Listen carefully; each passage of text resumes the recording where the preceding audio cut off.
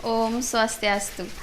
Di sini kami dari kelompok 2 akan mempresentasikan tentang permintaan peramalan produk dan jasa. Adapun nama-nama anggota dari kelompok 2 ialah saya yang pertama Niwayan Eva Febrianti, yang kedua ada Gusti Ayu Madedesi Agrantini, yang ketiga ada Niputu Wira Darmayanti, yang keempat ada Komang Irawati, yang kelima ada Made Ayu Anggi Febriani, yang keenam ada Niwayan Karlina, yang ketujuh ada Niputu Juni Arista Dewi, dan yang kedelapan ada Pandey Nyoman Handika Putra. Apa sih itu peramalan? Menurut Heiser dan Render di halaman 162 pada tahun 2009, peramalan atau forecasting adalah seni dan ilmu untuk memperkirakan kejadian di masa depan. Hal ini dapat dilakukan dengan melibatkan pengambilan data historis dan memproyeksikannya ke masa mendatang dengan suatu bentuk model matematis. Selain itu, bisa juga merupakan prediksi intuisi yang bersifat subjektif atau dapat juga dilakukan dengan menggunakan kombinasi model matematis yang disesuaikan dengan pertimbangan yang baik dari seorang manajer. Baik, di sini saya akan melanjutkan presentasi dari teman saya. Adapun jenis-jenis dari peramalan permintaan produk dan jasa, menurut Herjanto halaman 78 2008 berdasarkan horizon waktu, peramalan atau forecasting dapat dibagi menjadi 3 jenis, yaitu peramalan jangka panjang, peramalan jangka menengah, dan peramalan jangka pendek. Peramalan jangka panjang mencakup waktu lebih besar dari 18 bulan. Peramalan jangka menengah mencakup waktu antara 3 sampai dengan 18 bulan. Peramalan jangka pendek mencakup waktu kurang dari 3 bulan. Presentasi selanjutnya akan dilanjutkan oleh teman saya. Fungsi. Berdasarkan fungsi dan perencanaan operasi di masa depan, peramalan atau forecasting dibagi menjadi 3 jenis, yaitu 1. Peramalan ekonomi atau economic forecast. Peramalan ini menjelaskan siklus bisnis dengan memprediksi tingkat inflasi, kesediaan uang, dana yang dibutuhkan untuk membangun perumahan, dan indikator perencanaan lainnya.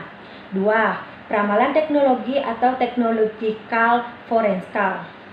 Ramalan ini memperhatikan tingkat kemajuan teknologi yang dapat meluncurkan produk baru yang menarik yang membutuhkan pabrik dan peralatan yang baru. 3. Ramalan permintaan atau demand forecast adalah proyeksi permintaan untuk produk atau layanan perusahaan. Karakteristik 1. Akurasi. Dari suatu hasil peramalan diukur dengan hasil kebiasaan dan konsistensian peramalan tersebut. 2. Biaya. Biaya yang diperlukan dalam pembuatan suatu peramalan adalah tergantung dari jumlah item-item yang diramalkan, lamanya periode peramalan, dan metode peramalan yang dipakai. 3. Kemudahan penggunaan metode peramalan yang sederhana, mudah dibuat, dan mudah diaplikasikan dan akan memberikan keuntungan bagi perusahaan. Di sini saya akan melanjutkan presentasi dari teman saya. Saya akan menjelaskan tentang proses peramalan permintaan produk dan jasa. Pertama, penentuan tujuan. Langkah pertama terdiri atas penentuan macam estimasi yang diinginkan. Kedua, pengembangan model adalah suatu kerangka analitik yang bila dimasukkan data menghasilkan data estimasi penjualan di waktu mendatang. Ketiga, pengujian model. Sebelum ditetapkan model biasanya diuji untuk menentukan tingkat akurasi, validitas, dan reliabilitas yang diharapkan. Keempat, penerapan model. Setelah pengujian, analisis menerapkan model. Dalam tahap ini, data historik dimasukkan dalam model untuk menghasilkan suatu ramalan. Kelima, revisi dan evaluasi. Ramalan-ramalan yang telah dibuat harus senantiasa diperbaiki dan ditinjau kembali. Di sini saya akan melanjutkan teman saya mengenai presentasi strategi dan teknik peramalan permintaan. Yang pertama, saya akan menjelaskan mengenai strategi peramalan permintaan, di mana ini sangat penting dan sangat baik dalam semua aspek bisnis. Dan peramalan produk ini berdampak pada 3 aktivitas, yaitu pertama dari sumber daya manusianya, yang kedua dari kapasitas, dan yang ketiga dari rantai pasokan. Dan di sini saya akan menjelaskan teknik peramalan permintaan. Secara garis besar, teknik peramalan permintaan ada 2, yaitu teknik kualitatif dan analisis runtun waktu. Yang pertama saya akan menjelaskan mengenai teknik kualitatif, yaitu berdasarkan pada intimidasi dan pendapat-pendapat. Di dalam teknik kualitatif ini terdapat dan dapat digunakan yaitu dalam pertama metode Delphi, yang kedua dalam riset pasar, yang ketiga dalam analisis historis, dan yang keempat dalam konsensus panel. Dan yang kedua saya akan menjelaskan mengenai analisis runtun waktu, yaitu secara khusus analisis runtun waktu ini berkenan pada serangkaian observasi historical suatu variabel ramalan. Ada berapa komponen-komponen yang terdapat dalam analisa runtun waktu. Yang pertama yaitu komponen tren, yang kedua komponen variasi musiman, yang ketiga komponen residu, dan yang keempat yaitu komponen siklis.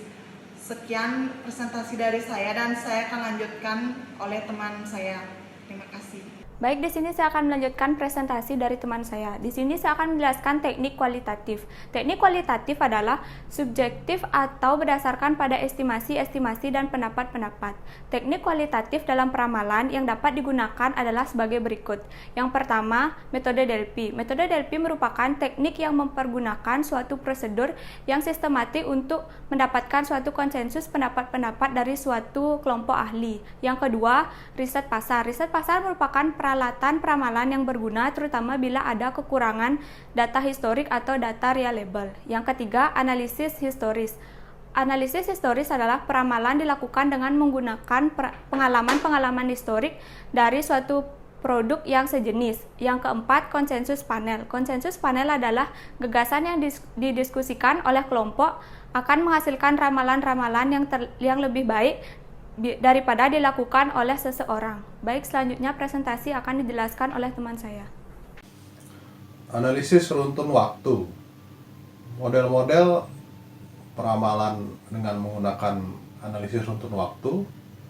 Jadi dia mencoba menganalisis, meramalkan kejadian-kejadian di masa yang akan datang dari serangkaian data di masa lalu. Ada beberapa komponen tentang runtun waktu. Satu, komponen tren. Komponen ini menunjukkan pola gerakan penurunan atau pertumbuhan jangka panjang serangkaian data historik. Contohnya adalah penjualan mobil yang terus meningkat dari tahun ke tahun. 2. Komponen variasi musiman. Komponen ini biasanya berdasarkan penjualan yang tergantung pada musim tertentu. Contohnya yang paling klasik adalah penjualan payung yang sangat banyak di musim hujan dan tidak begitu banyak di musim kemarau. Yang ketiga adalah komponen residu atau eratik. Unsur ini menunjukkan fluktuasi data yang tidak sistematik atau acak, random. Komponen eratik adalah deviasi-deviasi acak yang tidak dapat dijelaskan seperti komponen-komponen lain dan dalam jangka panjang saling menyeimbangkan satu dengan yang lainnya. Karena komponen ini bersifat acak, maka tidak digunakan untuk membuat ramalan. 4. Komponen siklis. Merupakan pola dalam data yang terjadi setiap beberapa tahun. Komponen siklis terjadi bila mana datanya dipengaruhi oleh fluktuasi ekonomi jangka panjang seperti yang berhubungan dengan siklus bisnis. Di sini kelompok kami mengambil studi kasus tentang air minum pada kemasan yang bermerek Kangen Water. Tingkat kepercayaan dapat dipertinggi jika selang estimasi permintaan ditambah. Contohnya, tingkat kepercayaan ekspektasi permintaan terletak pada selang antara 38 sampai 123 unit ialah sampai 95%. Peramalan atau forecasting permintaan akan produk dan jasa di waktu mendatang dan bagian-bagiannya adalah sangat penting dalam perencanaan dan pengawasan produksi. Peramalan yang baik adalah esensial untuk efisiensi operasi-operasi manufacturing dan jasa. Dengan menggunakan metode Lat Square untuk meramalkan penjualan air minum dalam kemasan di periode yang akan datang dengan berdasarkan data penjualan pada tahun 2019, maka toko Cahya Deva harus memproduksi air minum Kangen untuk tahun 2020 sebesar 100 agar kebutuhan pelanggan dapat dipenuhi. Sekian presentasi dari kelompok kami. Jika ada salah kata, mohon dimaafkan. Dan kami ucapkan terima kasih dan tutup dengan Parama Santi Om, Santih, Santih, Santih Om.